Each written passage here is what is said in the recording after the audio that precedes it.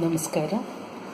മലയാളത്തിൻ്റെ പ്രിയ കവി രാപ്രസാദ് എൻ്റെ ഏറ്റവും പുതിയ കവിതയാണ് വരവ്. പൂക്കളിലേക്ക് ഞങ്ങൾ തിരിച്ചു വരും, മഞ്ഞയും ചുമപ്പും ഇതളുകളിലേക്ക്, പച്ചയും വെള്ളയുമായ ഇലകളിലേക്ക്, അതിലേറെ നീലയായ ശംഖുപുഷ്പങ്ങളിലേക്ക്, പക്ഷികളുടെ ചിറകടിയും പാട്ടും കൊണ്ട് അലങ്കരിക്കപ്പെട്ട പ്രഭാതങ്ങളിലായിരിക്കും അത് സംഭവിക്കുക.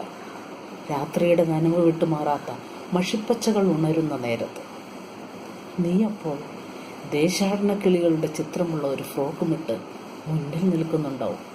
നിനക്കൊപ്പം ആയിരക്കണക്കിന് മനുഷ്യർ പൂക്കളുടെ ഒരു കടൽ പോലെ എങ്ങും ഇളകി നിൽക്കുന്നുണ്ടാവും.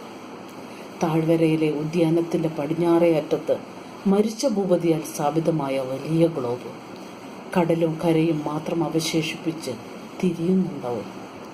അക്ഷാംശ രേഖാംശകൾ പോലും മാഞ്ഞ് അതിലെങ്ങും കാറ്റിരമ്പുന്നുണ്ടാവും. ബുദ്ധപ്രതിമയുടെ ചുണ്ടിൽ നിഴലെഴുതും പുഞ്ചിരിയോളം, സ്വാഭാവികമായും തേനീച്ച പാറുന്ന തുള്ളിയോളം കാമ്യമായും അതുണ്ടാവും. എല്ലാവരും ഒരു വിജയനൃത്തത്തിന് ഒരുങ്ങി നിൽക്കുകയാവും. ഇടയ്ക്ക് അമ്മയുടെയോ ആയയുടെയോ എളിയിൽ നിന്നിറങ്ങിയ കൊച്ചു പെൺകുട്ടി കൂട്ടം ഭേദിച്ച് ഞങ്ങളിൽ ഒരാളിലേക്ക് ഓടി അണയും. ഇരുണ്ട കൈകളിൽ ഒരാൾ ഹൃദയമിടിപ്പറിയുവോളം അവളെ വാരി അണയ്ക്കും.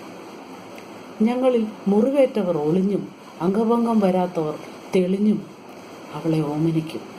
അപ്പോൾ പൂക്കളിലേക്കെന്ന പോലെ പാട്ടിലേക്കും അതുവഴി കടലുപ്പിലേക്കും അത് സംഭവിക്കും. വിശപ്പിൻ്റെ പഴയ പാട്ടുകളിലേക്ക്, ഒപ്പിയ കൈലേസുകളിലേക്ക്, കളിപ്പമ്പരങ്ങളിലേക്ക് തിരിച്ചുവരവുണ്ടാവും. ഒരുങ്ങിയിരിക്കുക. മണവും നിറവും എടുത്തവർ പൂക്കൾക്ക് അവ തിരിച്ചു കൊടുത്തേക്കുക, അവർക്ക് വേണ്ടിടത്തോളം.